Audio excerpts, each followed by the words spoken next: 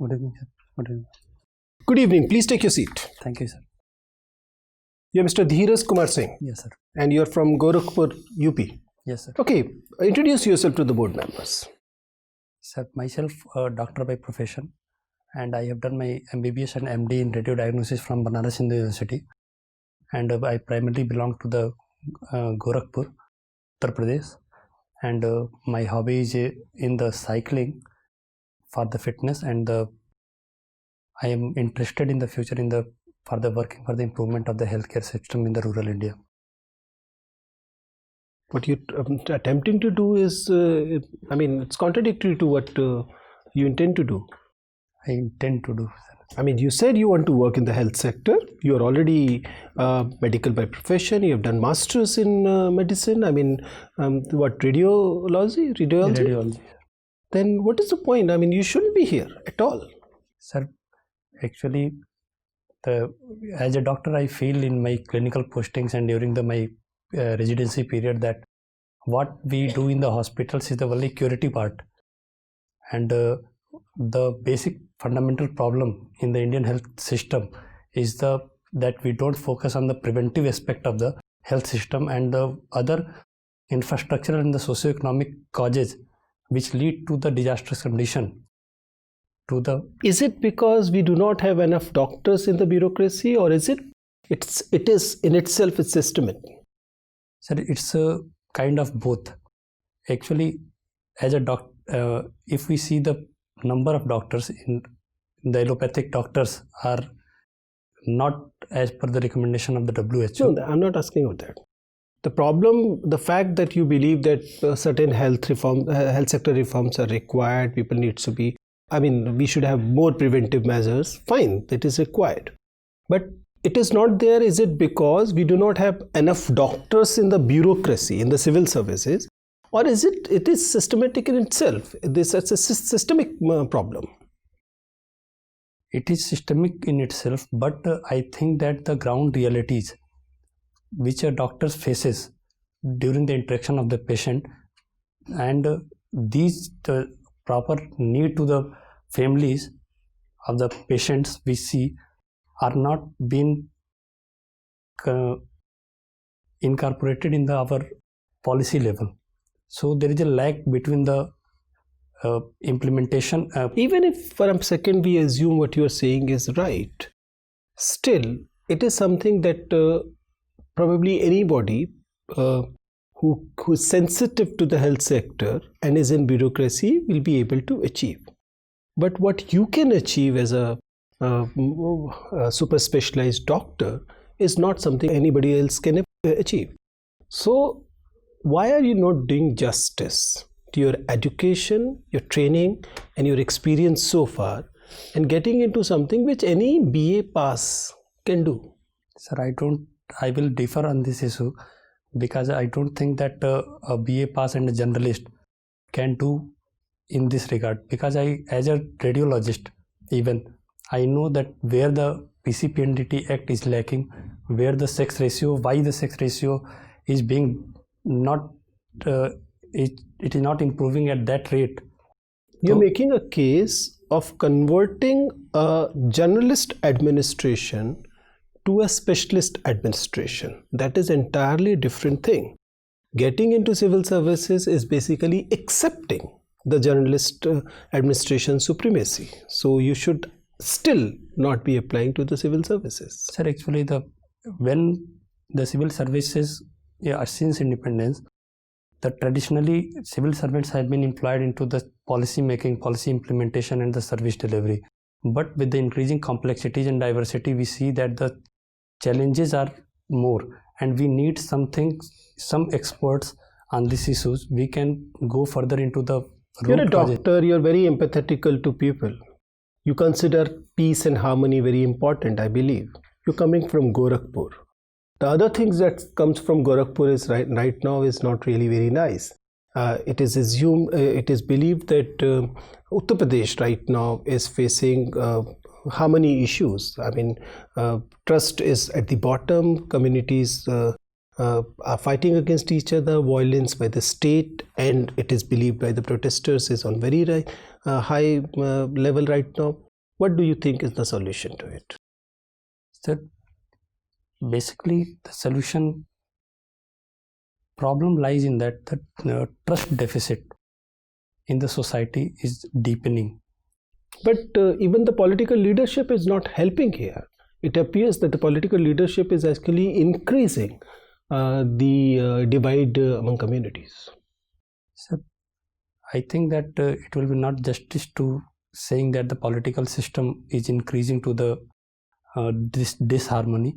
Actually, there is a miscommunication gap due to the various vested interest, which is leading to this rift between the societies.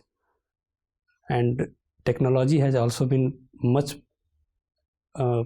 involved in this because of the fake rumors and but cases are being filed against the young boys, girls, especially boys, even in your district and the districts of Azamgarh and all parts of the state.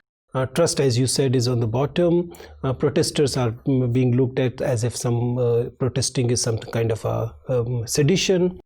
Women are being not allowed to take blankets to the protesting sites.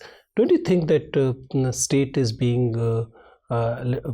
going overboard on this? I think that the state always be on the path of the constitution and the ethical modes and be much more empathetic to the people. As far as protest is being peaceful, in the last cases of the CA and NRC, protest was something much more than the peaceful protest, and there was a law and order situations also. So I think that some forceful measures had to taken to state to maintain the law and order situations in the Uttar Pradesh, but obviously the state should refrain from extreme measures. Fine, thank you. So, Dheeraj, Yes, sir. assume you have become administrator. So, in which particular function you will be interested in playing bigger role, policy making or implementation? Sir, in initial stages, I want to be much more keen to see the implementational part, because the ground reality I can see at that moment only. Because I am worked at hospitals only, and I am not much perfect in the ground realities, which are much more related to the conditions of the people. Which problems you have identified in implementation of Ayushman Bharat? Ayushman Bharat has much more focused over the treatment part. One thing is that it is, and the second thing is that it is applied in the secondary and tertiary care setup. And third is that it is for the only inside patient admission part only. Ayushman Bharat doesn't care about the OPD basis patient, which also forms a large chunk of the out-of-pocket expenditure of the patients. So in this regard, it is lacking. And second thing, the issues which are coming is about the misuse of this scheme. I was currently working in the private medical college for the last 2 months, and I saw that what type of the misconduct and things are going on the private Fake patients, fake treatments, withdrawal of fund from insurance companies, yes, scam in the making. How to improve this implementation? Sir, it is in the initial stages of the implementation, and I think that technology is the only solution, and plus proper regulatory mechanism should be invoked. Artificial intelligence we can apply, in which we can analyze the data over the real time, so that we can find out where the things are going wrong. National Health Policy announced. Has this policy contained some provisions in this regard? Regarding, sir, National policy, health policy, do you find some measures including to improve the quality of implementation of schemes? sorry sir, I don't know about this. You have not studied about it. See, privatization is growing more and more popular, and we are privatizing many things: health, education, aviation, railways. But we have also experienced that privatization leads to unbridled commercialization of services, which is detrimental to public interest, and thus it violates the principles of fundamental rights of the citizens. So what mode of privatization should be designed and implemented? Sir, I think that as per say privatization is not a wrong thing, because privatization also incorporates the profit motives, which gives a incentive to work. And also many a times privatization in the setups increases the technology, and the expertise also brings, and administrative apathy, which is much present in our public institutions, is not there. But it is very essential that we have to look that in which sector we are privatizing and what mode has been applied, because every time privatization is not solution. Mere privatization doesn't ensure efficiency. So we have to see that in which sector we are applying. Like in health sector, total privatization may be a disaster, like it may increase the unaffordable cost to the patient. So in the health sector we can do a PPP mode, so that both accountability to the and quality service delivery can be ensured. Okay, final question. Have you heard about a disease Kala Azar? Yes, sir. Who discovered this disease? Actually, sir, I don't know who discovered the disease, but it is very much prevalent in the eastern UP, and I have studied from the Banaras University. It was much more prevalent. So what's the difference between Kala Azar and Japanese encephalitis? It is the totally different things. Japanese encephalitis is a acute encephalitis syndrome in which generally patient brain is inflamed, and the symptoms are almost different. And the Kala Azar is basically a pyrexic, means it incorporates the tick-borne disease, and much more fever and convulsions and all these features patients comes. Okay. Can you tell me some big pharmaceutical companies of India, their names probably? Cipla is there, Ranbaxy is there. Ranbaxy is still a big name? It's in India it's a big name. Okay. Any other?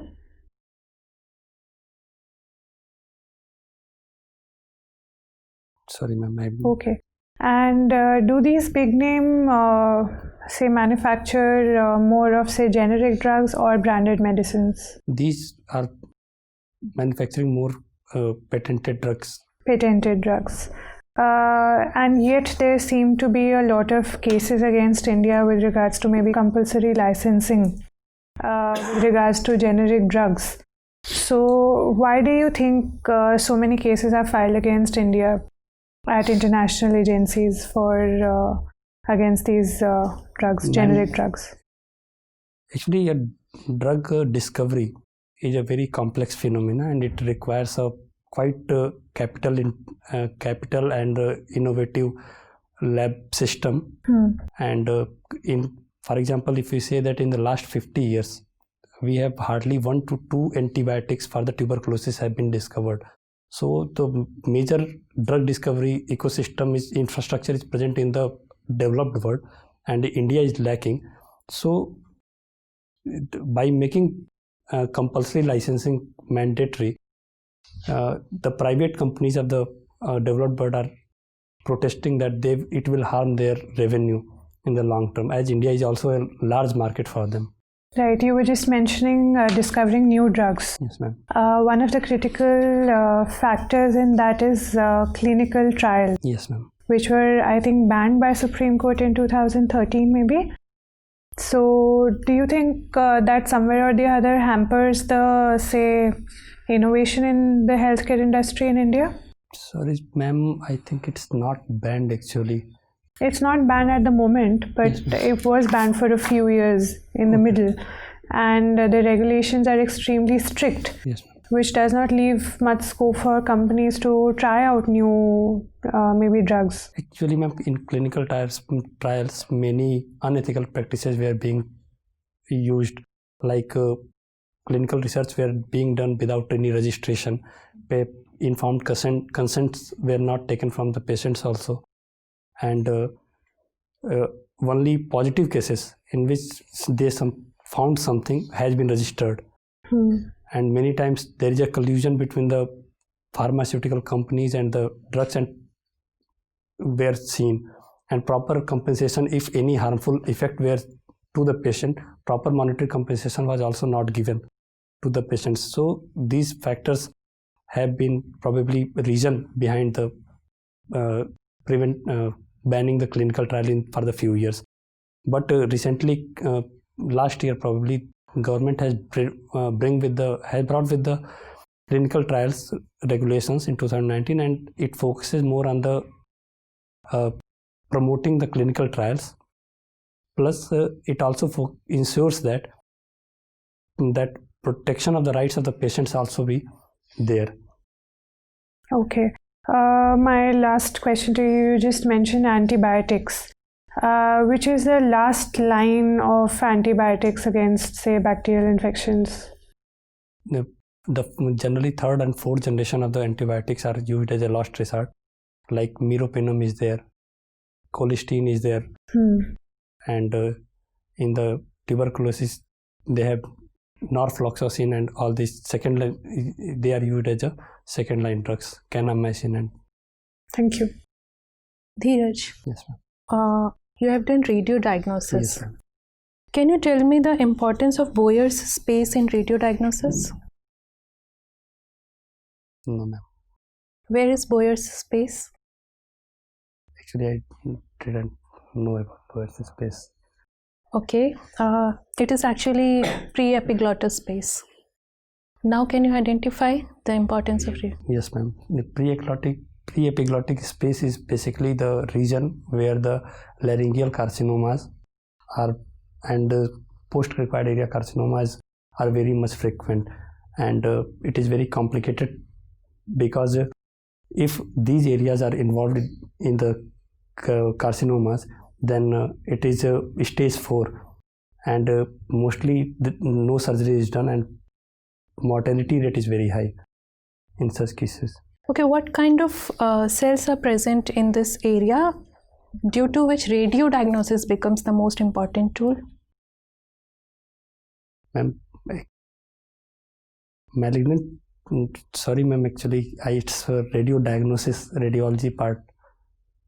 It deals with the imaging part. Yeah, I understand that. Actually, I don't know. Okay, no problem. Can you give me the histology of a cancerous cell? Histology of cancerous cell.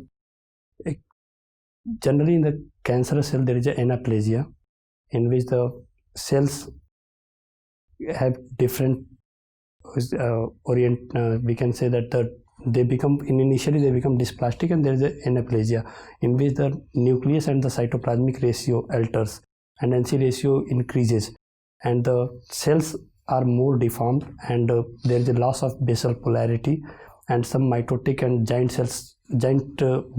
cell bodies can be present in the mitotic cell. Do we see necrosis also at the center? Yes, ma'am. In the large tumors, we often see. What is the reason for necrosis to develop? Generally, it's when a tumor enlarges, the vascularity, the blood vessels may present in the centers, and so central areas are more necrotic in the tumors. Okay, good. If a cancer has reached the malignancy stage, is radiotherapy a good line of treatment? Ma'am, it's depend on the histology of the. First, it depend on which part of the cancer it is and what type of the cancer it is. In mainly, like if we see the testicular carcinomas are there, in that particular type, it is a seminoma, and in that part, radiotherapy is quite helpful.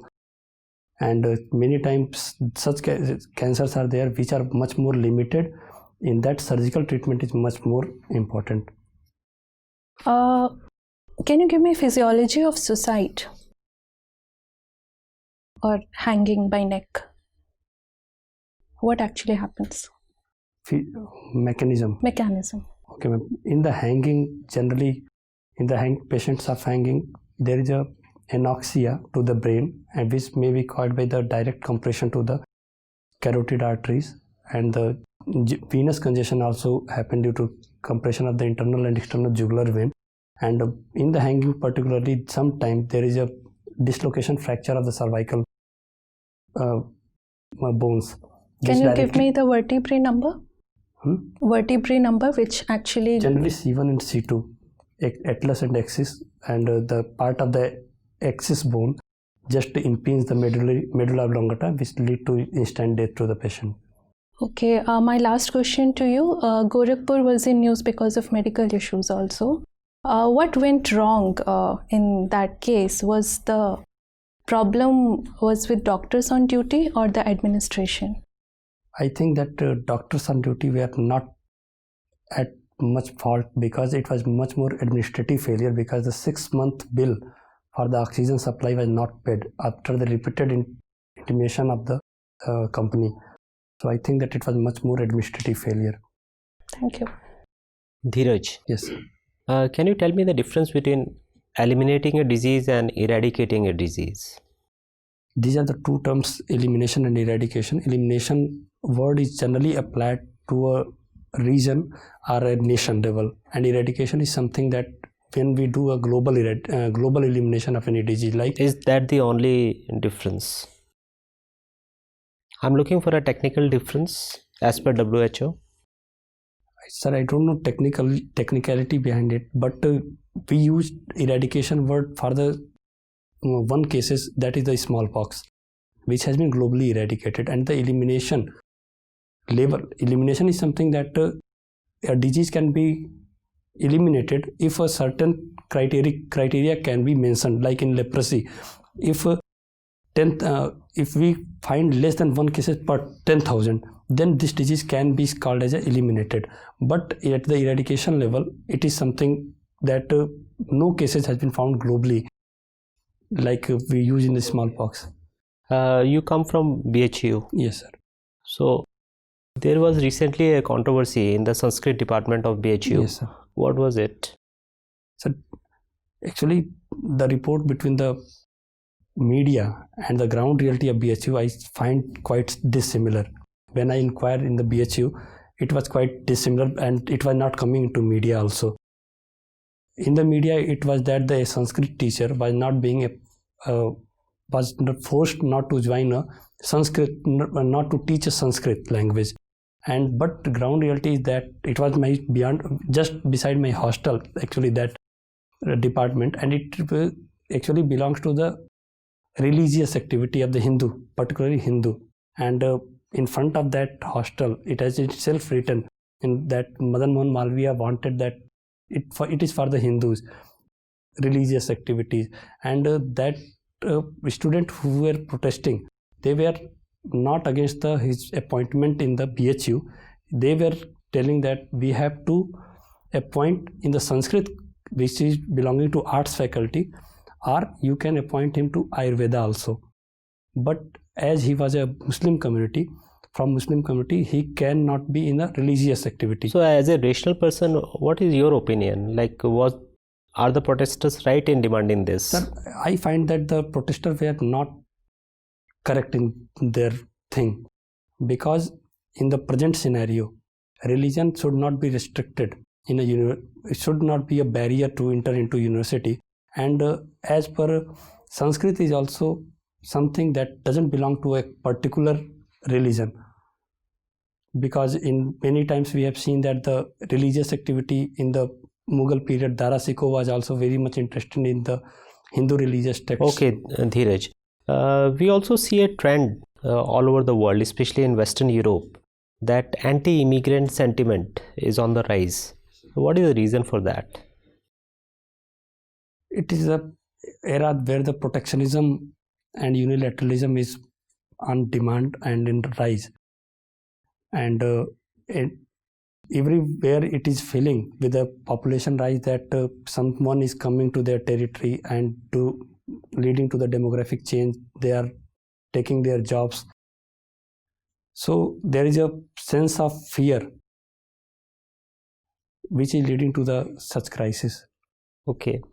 My final question to you is, if judicial review or if the power of judiciary increases, for example, we see that judiciary is almost intervening in all the matters. Do you think it is good for the democratic structure of the country? Sir, in democracy like India, the separation of power and check and balance goes hand in hand. And many times in such country where the poverty and inequality is rising, and many times administrative apathy and from the political class or bureaucracy often lead to injustice to the patient, then judiciary comes into the picture. And in my opinion, in such position, judicial review and judicial activism become a necessary evil. Although every segment of the government, either judiciary should take part. Dheeraj, I can see that you were part of the collective representative body of your of doctors in your residency. So I can understand that you do have some understanding on the political things emerging worldwide. Of late, we have seen wherever, with the advent of social media, Yes. and having such power in the normal common people's hand, worldwide, the non-serious image leaders, especially the right-wing non-serious image leaders, are gaining power world over. It's not just the case with one country, it's the case with many countries. It's happening in Europe, it's happening in Africa, it's happening in South America, it's happening in Asia. Do you see a relationship between the two? And do you see, do you consider it's a welcome change? Right-wing people with not really very serious image, with allegations of many allegations, and which can be really detrimental. We have seen in the And they're coming through a normal process of getting elected.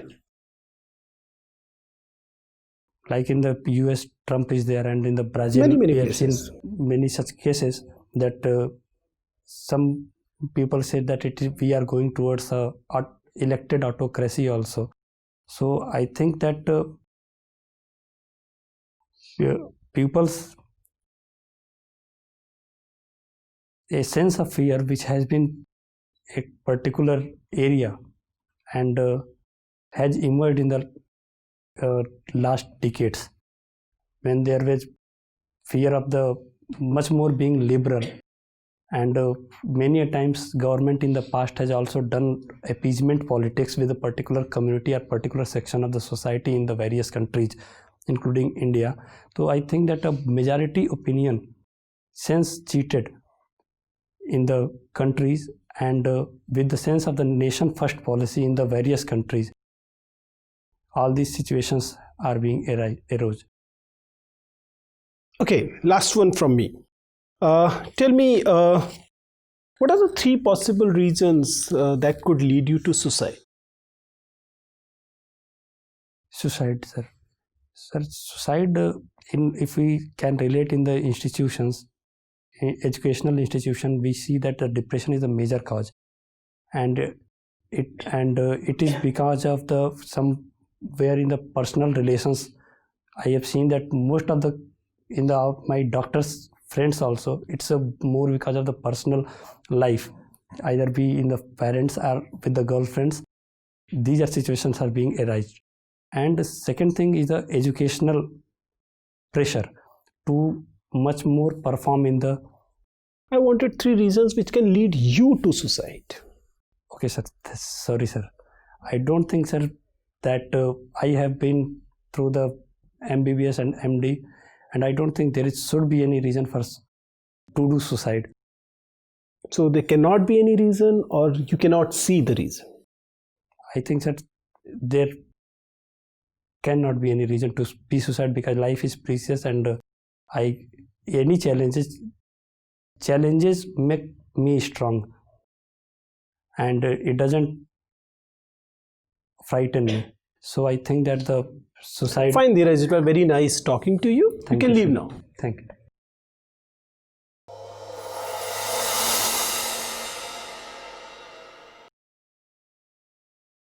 So Dheeraj, how was it?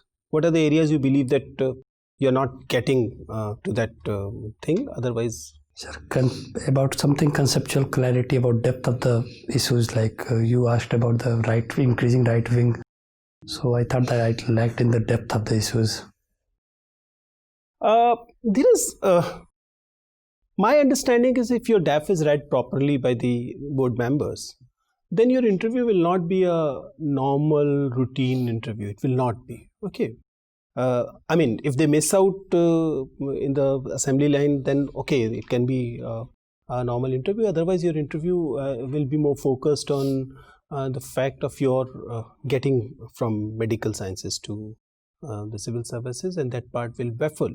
I mean, it is baffling actually. It's not a normal MBBS. You are you're not only just a well qualified master's MD, but you are also a very good doctor as far as the academics are concerned. So that question, if it is visible to the board members, then they're gonna grill you on that. Okay, so be ready for it. Now, I'm sure you already know it. So otherwise, you are a very good candidate. Otherwise, you do have idea on almost all the issues. Even your medical knowledge was, I am told, good enough. Also, that your understanding on the issues is good. As far as the communication is concerned, your sitting posture is fine. I expect you to wear something else. If this is what you plan to wear, then reconsider it. Why I'm saying so? The whole interview goes in a very dull, low in energy thing. I want you to pep it up a bit. This is a real dull attire you're wearing. Okay, I'll expect you to wear tie and a little brighter color.